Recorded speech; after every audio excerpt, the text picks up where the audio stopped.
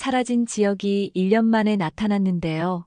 그 모습이 아무도 상상 못한 거짓골이었습니다. 사람들은 처음엔 믿지 못했어요. 항상 깔끔하고 냉정하게만 보였던 이 지역이었는데 머리는 덥수룩하게 자라있고 눈빛은 예전 같지 않았습니다. 넓고 반듯했던 어깨는 한껏 구부정해졌고 옷은 누가 보더라도 길에서 얻어입은 것처럼 낡아 있었습니다. 그가 돌아온 건 단순한 귀환이 아니라 어떤 거대한 비밀을 품은 귀환처럼 보였는데요. 지역이 결혼 선언을 한 뒤 상철과 가치관 싸움 끝에 집을 나가버렸던 건 이미 알려진 사실이었습니다. 상철은 여전히 아버지의 권위를 지키려 했지만 지역은 더 이상 그것을 따르지 않았어요. 지역이 사라진 이후로 가족은 빠르게 흔들렸습니다. 지화는 형 같은 사람은 결국 자기만 믿고 어디든 갈 수 있는 거야. 나는 현실적인 길을 찾아야지. 라며 취업 준비에 매달렸습니다. 하지만 안정된 일자리를 얻는 건 생각만큼 쉽지 않았고 번번이 낙방 소식을 받아들여야 했습니다. 그 과정에서 지화는 자신도 모르게 형과 비교당하는 듯한 압박감을 느끼며 점점 예민해졌습니다. 수비는 달랐습니다. 수비는 자신의 채널 구독자 수가 정체되자 결국 박성재를 찾아갔습니다. 오빠, 나 솔직히 지금 완전 벼랑 끝이야. 한 번만 내 채널에 나와주면 안 돼? 사람들이 오빠 이야기 듣고 싶어 하거든. 성재는 처음엔 망설였지만 지역의 사라짐으로 인해 마음이 복잡했던 그 역시 무언가 돌파구가 필요했기에 결국 고개를 끄덕였습니다. 은호는 지역의 결혼 소식을 들었을 때부터 무너졌습니다. 나를 밀어내려는 이유가 결국 사랑이 아니었다면 대체 뭐 때문이었을까? 라는 질문이 끝내 머릿속을 떠나지 않았습니다. 성재는 그런 은호 곁을 조심스레 지켰습니다. 지역과 절친이었지만 동시에 은호를 향한 마음이 단순한 연민만은 아니었거든요. 어느 날 그는 솔직하게 말했습니다. 은호야, 너 혼자 그렇게 무너져 있으면 안 돼. 지역이가 왜 그런 선택을 했는지 나도 아직 다는 모르겠지만 내 잘못은 아니야. 적어도 나는 그렇게 생각해. 은호는 그 말에 눈물이 핑 돌았지만 쉽게 울어버릴 수는 없었습니다.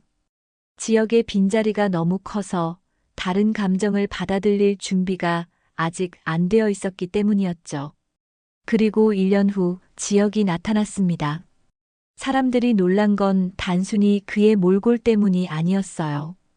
그는 이전과는 전혀 다른 눈빛을 하고 있었거든요. 예전에는 흔들림 없이 직선으로만 나아가는 사람이었는데 이번엔 깊은 상처와 죄책감을 껴안은 눈빛이었습니다. 처음 마주한 사람은 성재였습니다. 성재는 거의 알아보지 못했는데 가까이 다가가자 쉰 목소리로 지역이 말했습니다. 성재야, 나 다시 돌아와도 되는 걸까? 그 한마디에 성재는 차마 대답을 못했습니다. 친구를 다시 만난 기쁨보다 그가 왜 이런 몰골로 돌아왔는지가 너무 무거운 질문이었기 때문이었죠. 집으로 돌아온 지역을 본 가족들은 충격에 휩싸였습니다.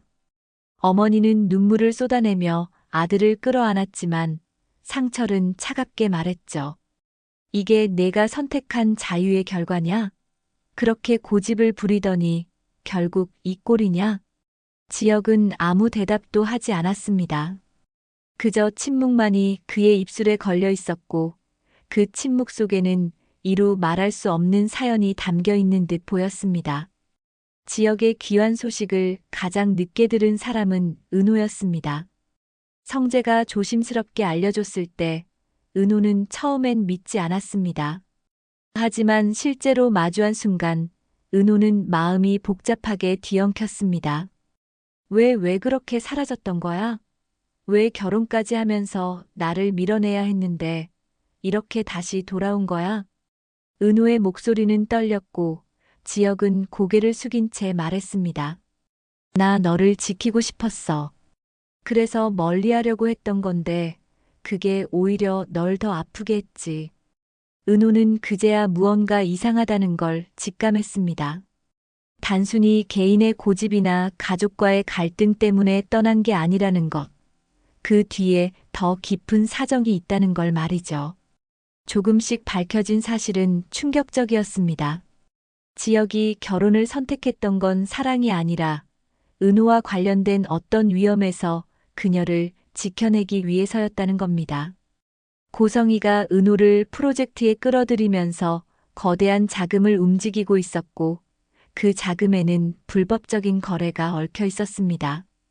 지혁은 그 사실을 알게 되자 은호가 다칠까봐 일부러 거리를 둔 것이었는데요.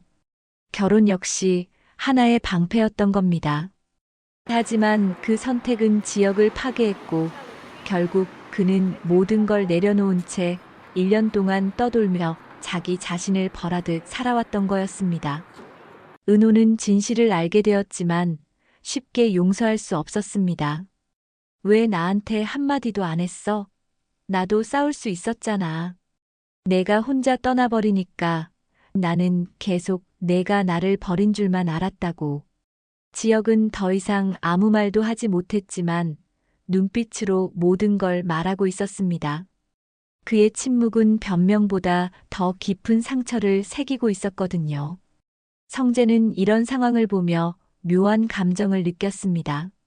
지역의 귀환이 반갑지만 동시에 은호의 마음을 다시 흔들어 놓는 게 두려웠던 겁니다. 그는 스스로도 인정하지 못한 질투와 불안을 아는 채로 은호를 바라보았습니다. 가족의 균열은 여전히 이어지고 있었습니다. 지화는 형의 귀환이 오히려 자신을 더 작게 만들었다고 느꼈고, 수비는 지역의 이야기를 콘텐츠로 활용할까 고민하며 갈등에 빠졌습니다. 상철은 여전히 아들을 인정하지 않았고, 어머니는 그 틈에서 무너져 내렸습니다. 이제 사람들은 묻습니다. 지역은 과연 다시 예전의 자리에 설 수 있을까? 은호는 그의 곁을 선택할까? 아니면 성재의 곁으로 향할까? 그 답은 아직 누구도 알 수 없었습니다.